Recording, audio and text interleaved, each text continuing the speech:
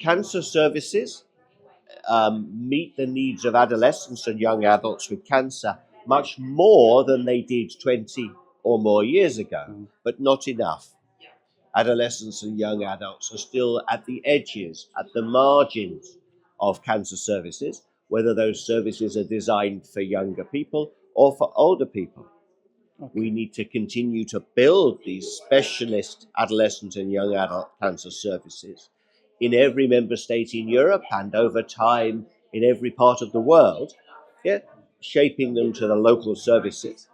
And we need to understand what specialization in adolescent and young adult care looks like compared to specialization in adult medicine or specialization in children's medicine, for example.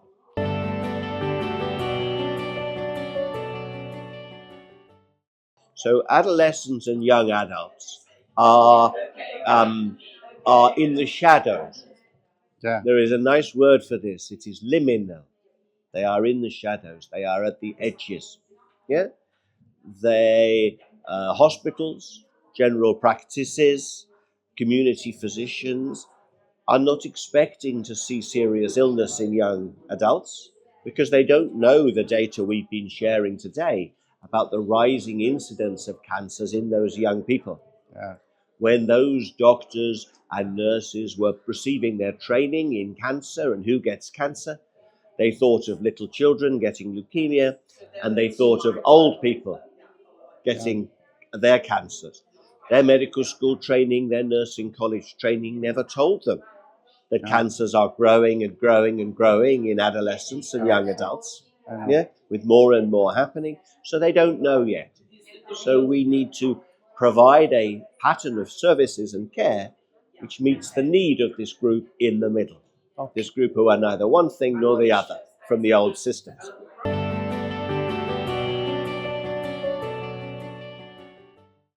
And this is a piece of research on better meeting the needs of adolescents and young adults.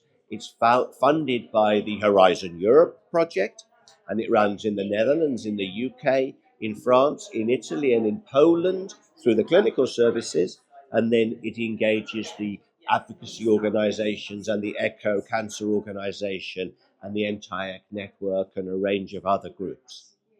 We are defining what the core outcomes should be that should always be measured in adolescent and young adult cancer research, defining how we will measure them, and then collecting this information from existing medical data and new collected medical data.